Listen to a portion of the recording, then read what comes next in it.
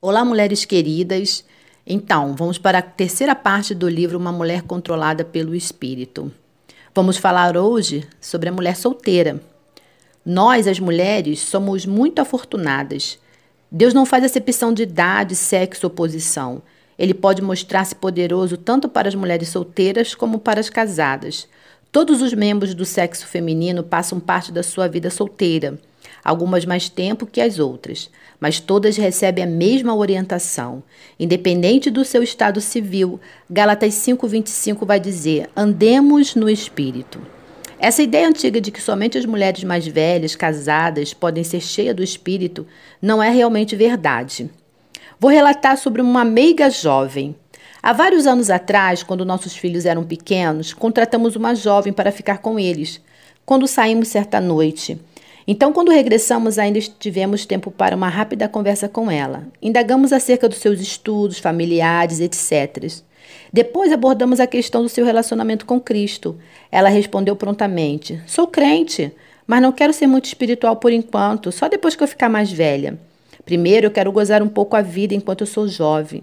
Anos depois, essa mesma moça iria contar-nos como estava arrependida de haver desperdiçado tantos anos da sua vida e como quase arruinara totalmente seu futuro. Qualquer jovem pode ser cheia do Espírito Santo sem se tornar quadrada. Já vi muitos exemplos disso em nossa igreja. Lembro-me particularmente de uma certa jovem. Ela não era bela e nem feia, bastante comum. Estava constantemente testemunhando de Cristo e é amada por todos os amigos, principalmente pelos rapazes. Ela tem problemas que fariam qualquer moça ficar desalentada, mas ela não. Ela entregou a sua vida a Cristo e cada faceta de sua vida, inclusive os problemas. Ela é quadrada de modo nenhum, é totalmente consagrada a Cristo. É uma jovem verdadeiramente cheia do Espírito Santo. Testemunhei mudanças radicais em dois aspectos da sua vida, os quais ocorreram durante a sua adolescência. Uma delas foi o seu relacionamento com os pais. Uma jovem rebelde não pode ser cheia do Espírito Santo. A Bíblia ordena claramente: filhos, obedeceis aos vossos pais. Também honra teu pai e tua mãe. Quando ela tomou a deliberação de obedecer a Deus em todas as coisas, teve que renunciar à sua atitude rebelde e seguir a determinação divina de respeitar seus pais. Seu pai agora está muito feliz e todos gozam de um belíssimo relacionamento. O outro aspecto de sua vida que sofreu uma mudança drástica foi a sua autoaceitação. Depois que ela compreendeu que Deus a aceitava como era, com todos os seus problemas, ela começou a modificar suas ideias. Até ali julgava-se pelos padrões do mundo. Sua visão geral das coisas estava turvada pela amargura e ressentimento que tinha com o seu Criador. Quando outras coisas de sua vida foram confessadas e acertadas, ela começou a aceitar o fato de que era uma pessoa especial, criada pelas mãos de Deus com um objetivo específico. Como jovem, o que devo fazer no namoro? Jovem, é preciso que você tenha certas convicções, firmemente estabelecidas, antes que comece a namorar. Os princípios básicos devem estar bem cimentados em sua mente antes que inicie esse período de sua vida. Quando você estiver dentro de um carro estacionado tentando lutar, já será tarde demais para procurar resolver quaisquer coisas que vieram até você. Deus tem prescrições definidas a respeito do namoro. Lembre-se de que você é filha dele, por quem ele entregou o seu único filho. Será que ele também se interessa sobre essa questão? Onde você vai namorar, com quem você vai namorar e como vai se comportar? Certamente que sim. Se deseja que seu namoro seja controlado pelo Espírito Santo, então deve considerar o que Deus deseja para você. 2 Coríntios 6,14 diz claramente com que tipo de homem Deus quer que você se case. Ele diz assim: não vos ponhais em julgo desigual com os incrédulos, porquanto que sociedade pode haver entre a justiça e a iniquidade? Ou que comunhão dá a luz com as trevas? Naturalmente, estamos falando de namoro e não de casamento, mas as duas coisas estão intimamente ligadas. O modo certo de nunca se casar com o incrédulo é nunca namorar o incrédulo. Quando Deus ordenou: filho, obedecei aos vossos pais, ele tinha em mente as jovens. Se seus pais têm regulamentos e princípios para orientar o seu namoro, dê graças a Deus pelos seus pais, pois eles a amam e querem preservá-la das tentações que cercam esse período da sua vida. O rapaz que ajuda a observar tais princípios demonstra grande força de caráter. Uma de nossas filhas chegou a um impasse em seu namoro. Quando se encontrou diante de um dilema, se obedeceria aos seus pais ou agradaria ao namorado. Este rapaz parecia rebelar-se contra os princípios de conduta que havíamos estabelecido para nossa filha. Várias vezes ele telefonou tentando modificar a situação, procurando fazer-nos ceder em nossas determinações, de um modo ou de outro. Isso colocou a nossa filha sob grande tensão e todas as vezes que ele telefonava, a tensão parecia aumentar. Por fim, ela chegou à conclusão de que bastava e disse ao moço que ele teria que escolher. Ou namoraria de acordo com os princípios dos seus pais, da forma como eram, ou então não namorariam. Depois de vários dias, o rapaz resolveu terminar o namoro. Ele afirmou abertamente que ela estava acostumada a um tipo de disciplina mais firme e ele não, e que não desejava se submeter a tal disciplina. Não foi um episódio muito feliz para nossa filha, mas naquele dia ela cresceu muito espiritualmente. Para nós, ficou provado que aquele rapaz não era o que ela esperava. Queríamos que ela se casasse com um homem que tivesse a força de caráter e disciplinas necessárias para fazer o que era certo, mesmo quando não se tratasse de um ato livre da sua escolha. Já aprendemos que os jovens que se rebelam contra as ordens de seus pais têm a tendência para se rebelarem contra Deus e depois se rebelarem uns contra os outros. Antes de dizer o sim, o que devo fazer? A Bíblia vai dizer em Efésios 5,17: por esta razão não vos torneis insensatos, mas procurai compreender qual seja a vontade do Senhor. Depois que começamos a amar alguém, torna-se muito difícil raciocinar direito e ter uma atitude objetiva com relação à vontade de Deus para a nossa vida. Portanto, o momento de buscar orientação divina é antes de começar a amar. Depois que já estamos emocionalmente envolvidas, o coração poderá nos enganar. E como as probabilidades são de amarmos as pessoas que namoramos, devemos perguntar a Deus logo no início: quem é que devemos namorar, Senhor? Se seguirmos este plano, estaremos sempre na trilha certa, o que nos ajudará a agir de forma equilibrada na escolha do companheiro da nossa vida. Que tipo de homem devemos considerar para marido?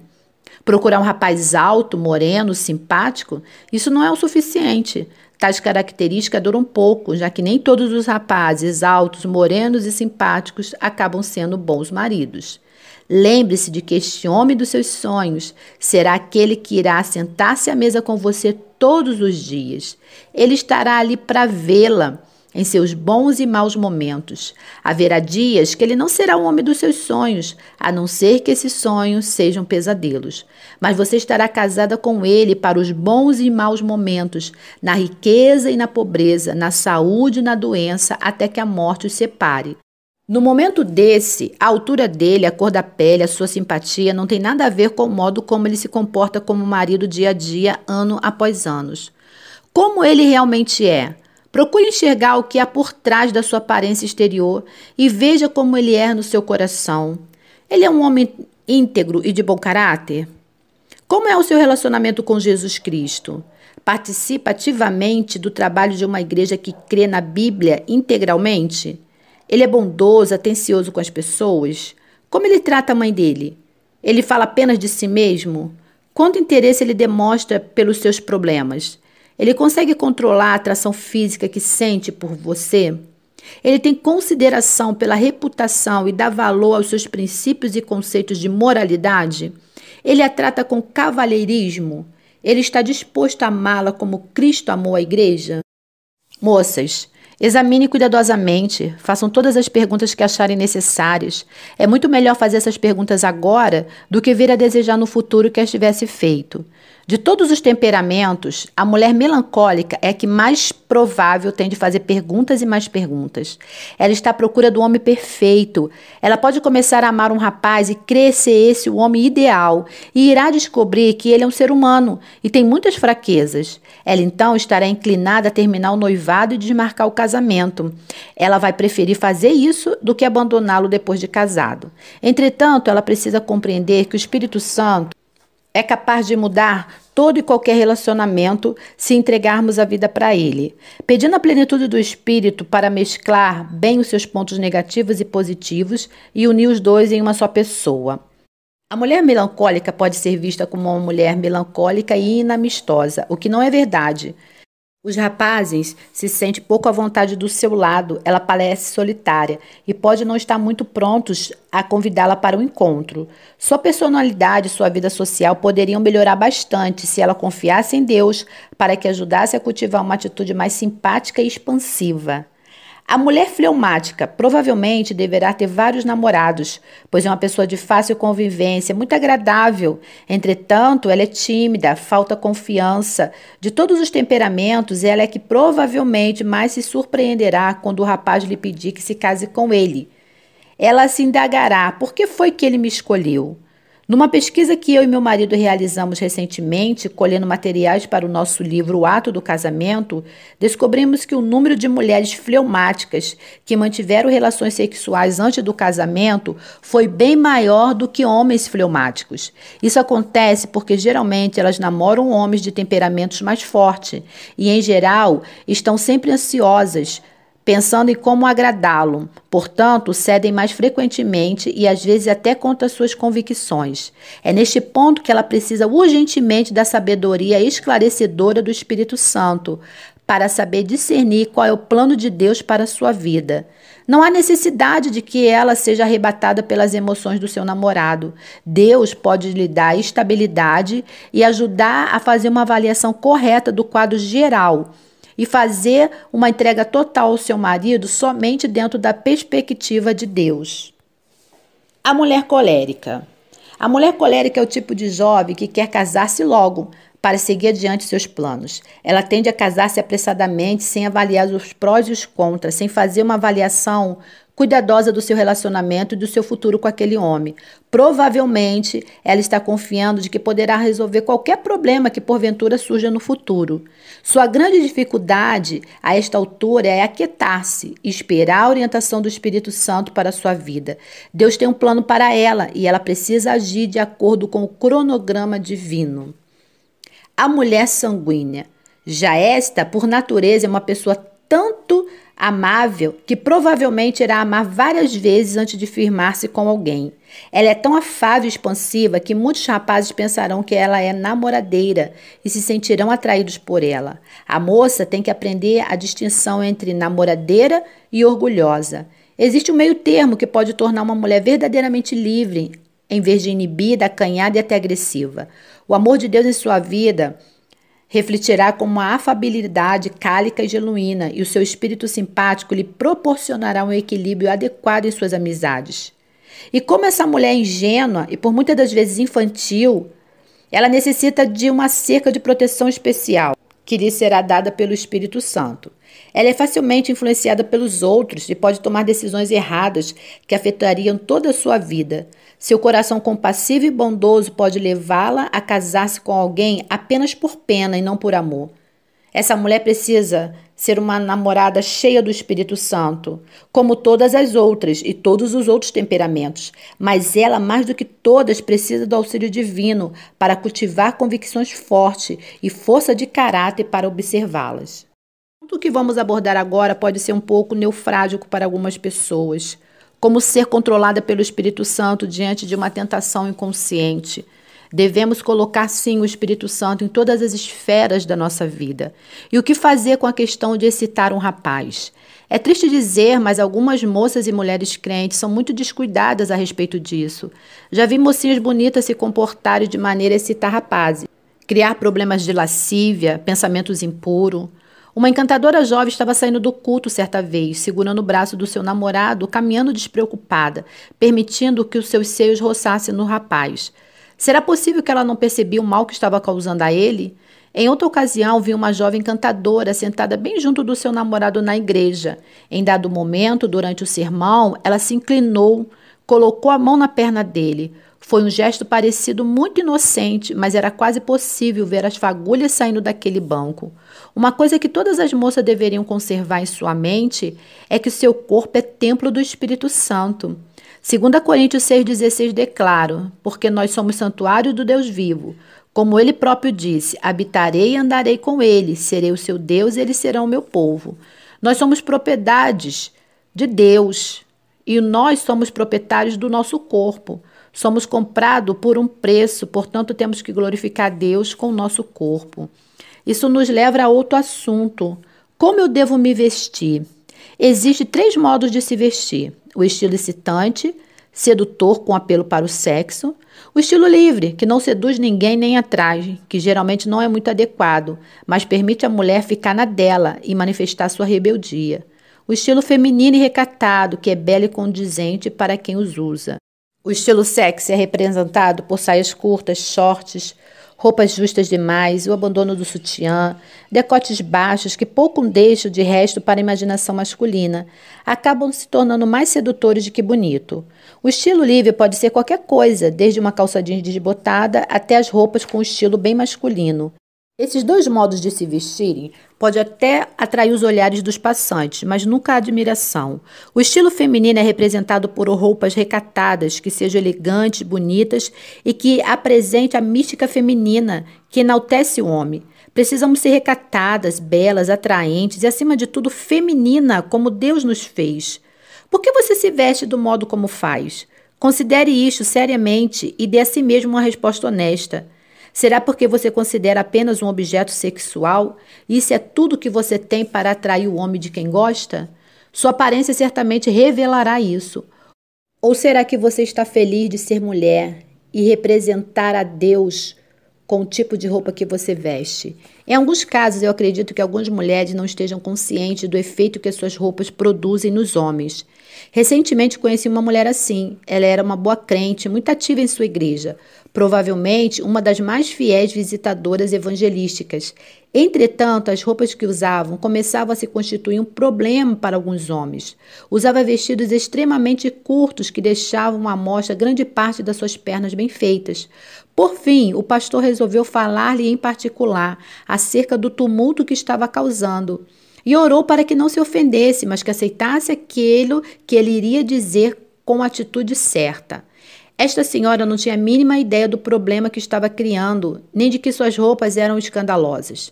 Seu sincero anseio era de agradar a Deus e ser uma testemunha de Cristo que nela vivia. Portanto, depois de agradecer ao pastor por haver lhe falado de maneira sábia, ela decidiu se vestir de forma mais recatada, mais condizente com a vida cristã. Foi uma reação de uma mulher controlada pelo Espírito. Como ser uma jovem controlada pelo Espírito quando preciso trabalhar e morar com outras jovens? A fim de reduzir as despesas ao mínimo possível e também para gozar do convívio de outra pessoa, algumas moças solteiras que trabalham precisam morar com outras jovens. Isto representa um verdadeiro teste para a vida cheia do Espírito e se constitui numa boa preparação para o casamento. É bastante provável que 2 jovens de temperamentos opostos resolvam morar juntos, e isso pode ser o começo dos problemas. Uma moça sanguínea tenderá a deixar suas roupas penduradas em maçanetas, no encosto da cadeira, enquanto que a colérica tenderá a tomar uma atitude autoritária e procurar dirigir toda a casa. Tanto uma contra a outra pode se tornar a origem de muitas mágoas. Algumas garotas têm tendências bem definidas acerca de como cozinhar e aonde as peças do mobiliário devem ser colocadas, como o apartamento deve ser mantido, como gastar o dinheiro do mantimento e várias outras diferenças. Devemos nos conscientizar logo de início dos problemas que podem surgir, procurando conhecer a companheira, seu temperamento, suas origens, sua vida espiritual. Às vezes, no começo, abrimos mãos de certos precedentes que mais tarde temos receio de interromper para não ferir o sentimento da outra.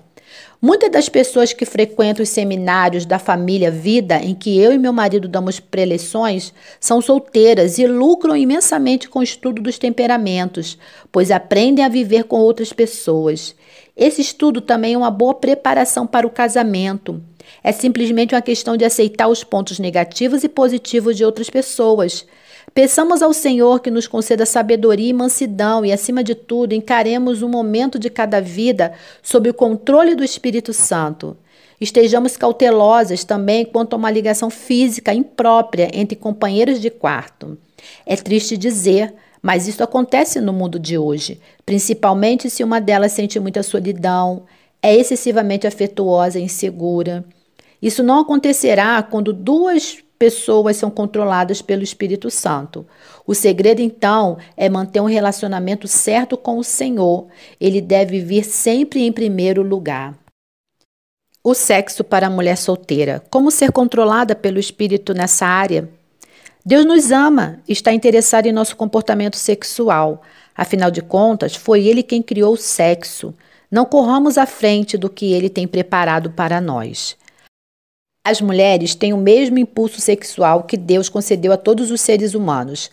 Para algumas moças mais afortunadas, isso não se constitui um problema, enquanto outras enfrentam verdadeiras batalhas em sua vida. Existe muita coisa em nossa cultura hoje em dia que apela para o sexo. Não é de se admirar, portanto, que nos meios seculares o sexo para as moças solteiras seja mais ou menos admitido. As relações extraconjugais podem ser muito tentadoras e são bem acessíveis às moças solteiras. O que leva uma moça a ter relacionamento com um homem casado, sabendo que não há a mínima possibilidade de casamento?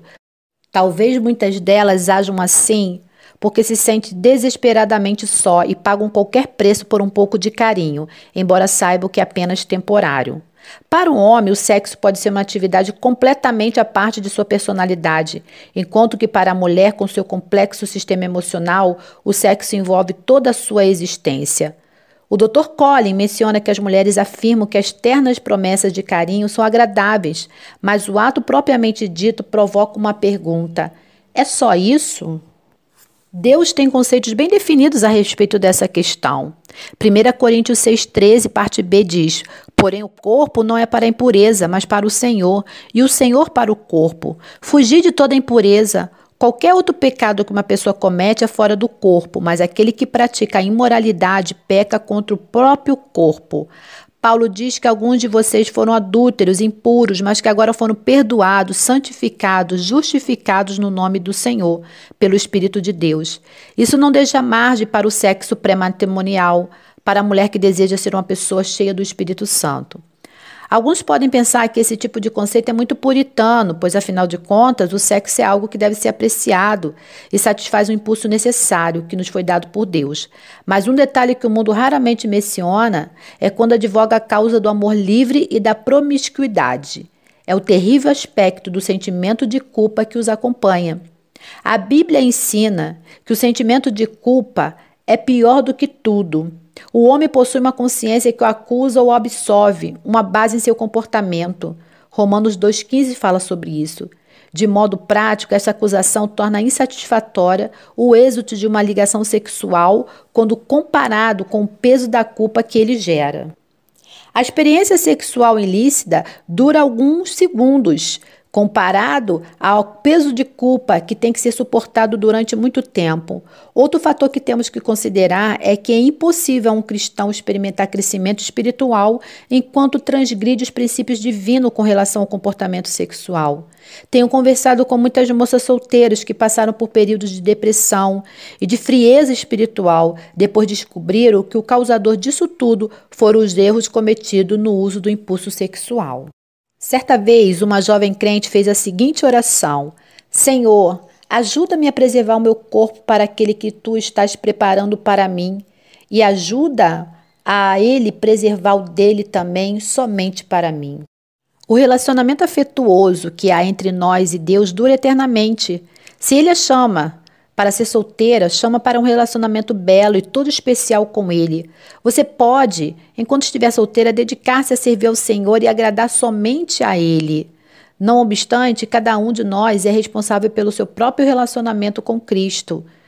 Também a mulher, tanto a viúva como a virgem, cuide das coisas do Senhor para ser santa, assim como no corpo, também como no espírito. E a que se casou, se preocupe com as coisas do mundo e como agradar seu marido. A igreja oferece muitas oportunidades de serviço que poderão ajudá-la a enriquecer grandemente a sua vida e se dedicar de maneira santa ao Senhor. Que tal ensinar uma classe de escola dominical, de moças, de hospitalidade cristã, trabalhos com adolescentes, seja na escola dominical, em outros grupos? Experimente ter seu único objetivo em como agradar ao Senhor.